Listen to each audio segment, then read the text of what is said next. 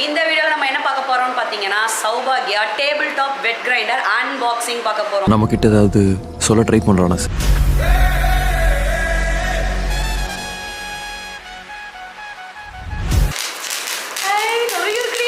ஜாலியா இருக்கு.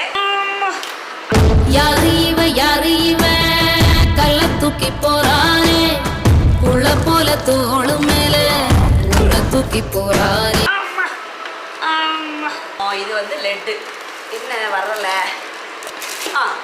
இருமா ஹாப்பிமா நான் பார்க்குறேன், அம்மா பார்க்குறேன், அப்புறமா நீ பாரு. மோட்டருக்கு 5 years, கிரைண்டருக்கு 3 years. இது வழக்கம் போல் ஸ்பேட்டுலா இப்படி ப்ரெஸ் பண்ணி இந்த நெட்டை கட்டினாதான் இந்த கல்லை நம்ம வெளியே எடுக்க முடியும். கை விட்டு நம்ம அல்லவே வேண்டாம்.